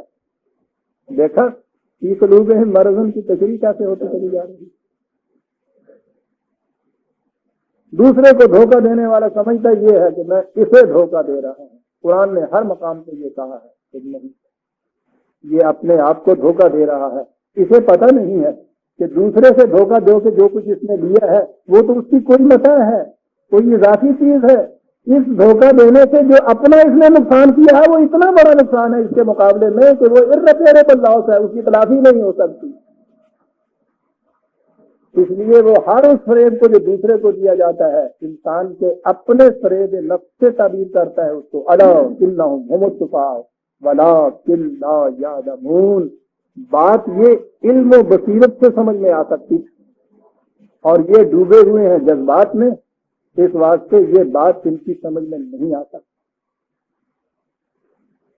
روش ان کی یہ ہے وَإِذَا لَقُوا الَّذِينَ آمَنُوا، جب یہ آگے جماعت مومنین سے ملتے ہیں ان سے کہتے ہیں قالوا آمنا، کہتے ہیں ہم تم میں سے ہیں، تمہارے ساتھ ہیں، تمہاری طرح ہم بھی ایمان لائے ہوئے ہیں ان راستوں کے اوپر، ہم تمہارے اندر سے ہیں. زیادہ دور تو جانے کی ضرورت نہیں. اگر یہ پولیٹیکل پارٹی جو ہے ان کے اندرون کے ورکنگ جو ہے کسی کو پتا ہو نا، جھانک کے دیکھا ہو کبھی کسی نے، ان کے یہاں دیکھیے یہ روش. صبح یہ پیش ہونا ہے بل، بھائی یہ سارا کچھ وہ کہنے کی کہا بالکل ہم نے تو آپ سے کہا تھا کہ اس بل کو انٹروڈیوس کیجیے، ٹھیک ہے بالکل تمہارے ساتھ. اس کے بعد پھر دنیا کے اندر یہ شیاطین کی ترکیبیں جو ہیں بڑی عجیب چیز ہوتی ہیں. اس میں ایک بیلٹ ہوتا ہے باکس کے اندر، ہاتھ اٹھانے سے تو پتہ چل جاتا ہے، وقت میں پرچی ڈالنا. قرآن اٹھایا ہوا ہے صاحب، یہ اس میں الیکشن کے ووٹنگ کے اندر آپ کو یہ مثالیں ملی نہیں ہیں. قرآن کے اوپر ہاتھ رکھا ہوا یہ سب کچھ ہے. اذا لقوا الذین آمنوا قالوا آمنا اذا خلوا الی شیاطینہم، جب پھر وہ اندر جاتے ہیں پرچی ڈالنے کے لیے اپنے شیاطین کی طرف جاتے ہیں. شیطان کا لفظ آگے آئے گا قصہ آدم میں، وہاں چونکہ شیطان اور ابلیس دونوں الفاظ آتے ہیں، اس کی تشریح تو میں وہاں کروں. یہاں تو یہ نظر آ گئی بات کہ یہ یہاں سیدھے سے معنی یہ ہیں شیطان تے اے انہوں نے جتوڑے گل سمجھ آ گئی. جب یہ اپنے اس قسم کے سرگنوں کی طرف جاتے ہیں، شیاطین کی طرف جاتے ہیں، اس کے معنی ہوتے ہیں نظام و قوانین خداوندی سے سرکشی برتنے والے. فتنہ کے معنی ہوتے ہیں طغیانیوں میں آئے ہوئے، تالاب میں آئے ہوئے، ساحلوں کو توڑ کے جب طوفان بن جاتا ہے پانی، سرکشیاں برتنے والے. جب یہ ان سرگنوں کی طرف آتے ہیں، وہ لیڈرز آف دی پارٹی جو ہوتی ہیں ان کے پاس پہنچ جاتے ہیں کالی نم آتوں وہ ہم تمہارے ساتھ ہیں بالکل. انہوں نے کہا کہ صاحب ہمیں تو یہ پتا چلا ہے کہ آپ ان سے بھی وعدہ کر رہے ہیں. او بولے بادشاہ انما نحن مستہزئون، ہم تو ان کا الو بنا رہے تھے.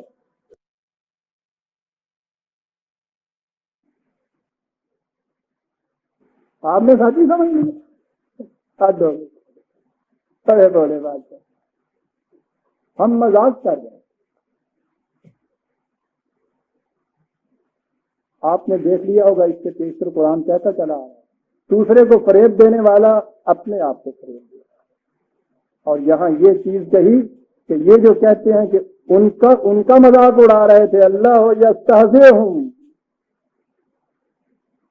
یہ قانون خداوندی کی روح سے خود اپنے آپ کا مذاق اڑا رہے ہیں. دوسرے کا یہ مذاق کیا اڑا ہے؟ یہ جو چیز ہے نا عام طور پہ یہاں بھی اعتراض کیا جاتا ہے. کتاب یہاں کہا جاتا ہے کہ وہ مذاق اڑاتے ہیں، تو کہا ہے کہ صاحب اللہ ان کا مذاق اڑاتا ہے. تو اس میں فرق دونوں میں کیا ہوا؟ یہ ان کا مذاق اڑا رہے ہیں، اللہ ان کا مذاق اڑا ہے. یہ محاورے میں یہ چیز یوں نہیں ہوتی ہے. مذاق اڑانا جو ہوتا ہے اس کے معنی کچھ گہرے ہوتے ہیں. عربوں کے ہاں بھی کہتے ہیں جب کچھ بڑا لک و تک میدان ہو، جنگل ہو، جس کے اندر جا کے انسان راستہ کھو جائے، ملے نہ اس کو، سرگرداں ہو، وہ وہاں کہتے ہیں مفازت حاضیت بالرحم. ایسا لک و تک میدان جنگل کہ جو سواروں کی ہنسی اڑا رہا تھا. ہمارے ہاں بھی ایک چیز ہے اقبال کی، وہ مانے حلال عید ہماری ہنسی اڑاتا ہے. آپ نے دیکھا ہنسی اڑاتا ہے کہ مانے کیا ہوتے ہیں؟ مذاق کرتا ہے معنی نہیں ہوتے، ہنسی اڑاتا ہے کہ معنی اور ہوتے ہیں، وہ ہوتے ہیں کہ جو پھر الفاظ میں تو دوسرے الفاظ میں تو آ نہیں سکتے، بات سمجھی جا سکتی ہے۔ حلال عید ہماری ہنسی اڑاتا ہے،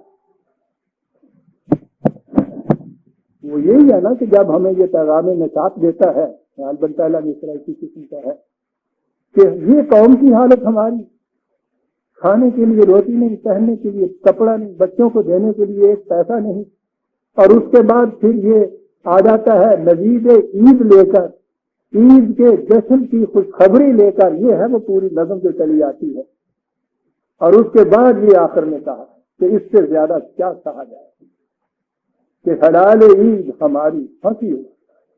ہمیں پیغام نشاط اور نوید مسرت یہ لے کے آیا ہے، اور نشید جشن ہمارے لیے ہماری ہنسی اڑاتا ہے۔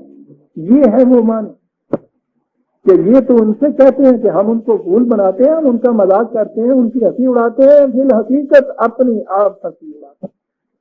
خدا کا قانون ان کی ہنسی اڑاتا ہے کہ یہ کسے فریب دے رہے ہیں، خود فریب خوردہ ہیں اور سمجھتے یہ ہیں کہ دوسروں کو فریب دے رہے ہیں۔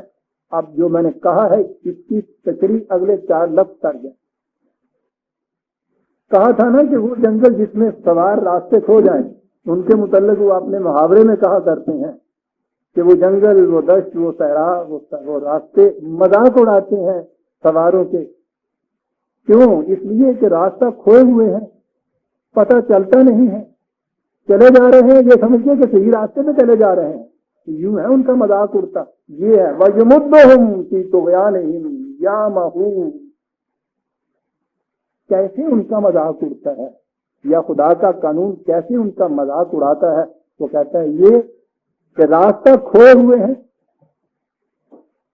غلط راستے کے اوپر جتنا آگے بڑھتا جائے گا عزیزان من کوئی آدمی، اتنا زیادہ غلط تر ہوتا چلا جائے گا نا۔ یعنی یہ عجیب چیز ہے، صحیح راستے پہ جتنا چلتا چلا جائے گا منزل کے قریب ہوتا چلا جائے گا، غلط راستے پہ جتنا آگے بڑھتا چلا جائے گا منزل سے اتنا دور ہٹتا چلا جائے گا نا۔ تو اگر کہا جائے کہ ایسے مسافر کی منزل ایسے مسافر کی ہنسی اڑاتی ہے، راستہ ایسے راہرو کی ہنسی اڑاتا ہے، یہ ہوا ترجمہ جو کیا گیا، جو محاورہ استعمال کیا گیا۔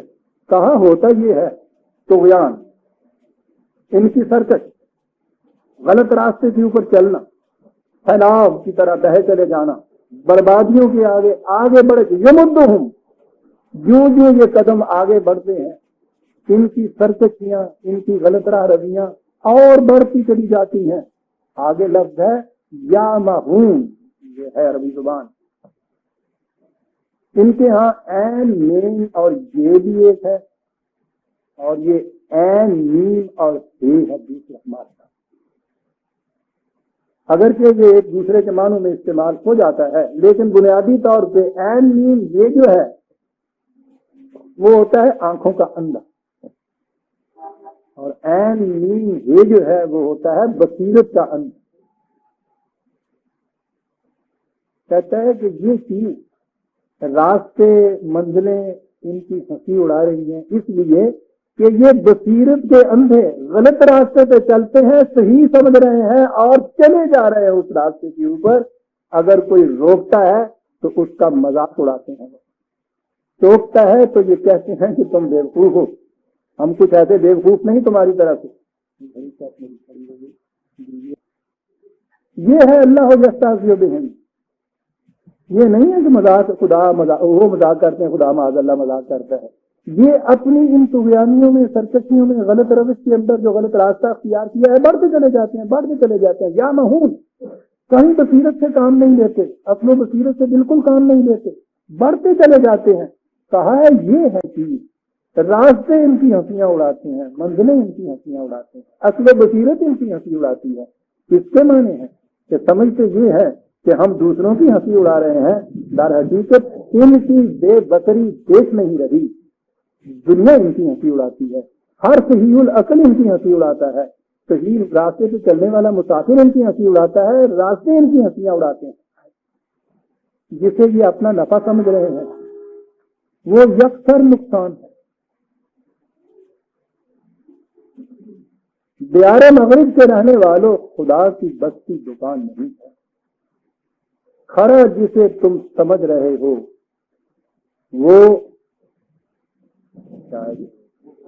وہ کل ذرے کم عیار ہوگا، کم عیار نہیں۔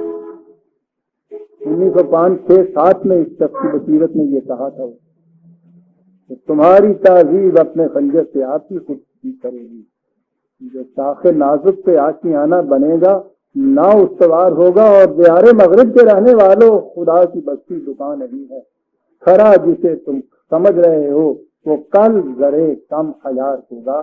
ان سے کہو کہ آج جن چیزوں کو یہ اپنے لیے منفعت اندیشیاں سوچ رہے ہیں، منافع سوچ رہے ہیں، تھیلیاں بھر رہے ہیں اور اس میں خوش ہو رہے ہیں، اور دیانت اور امانت سے کام کرنے والوں کا مذاق اڑا رہے ہیں، ہنسی اڑا رہے ہیں، سفہا کہہ رہے ہیں، بیوقوف کہہ رہے ہیں، ان سے کہو کہ ان کی یہ تجارت خود ان کا مذاق اڑاتی ہے۔ اولئک الذین اشتروا الضلالۃ بالہدی، یہ وہ لوگ ہیں کہ جن کے کاروبار یہ ہیں کہ صحیح راستے کے عوض میں غلط راستہ خرید رہے ہیں،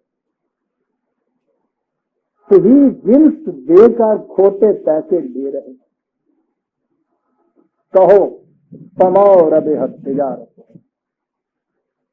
ان کی یہ تجارت کبھی بھی نفع کا سودا ہو سکتی؟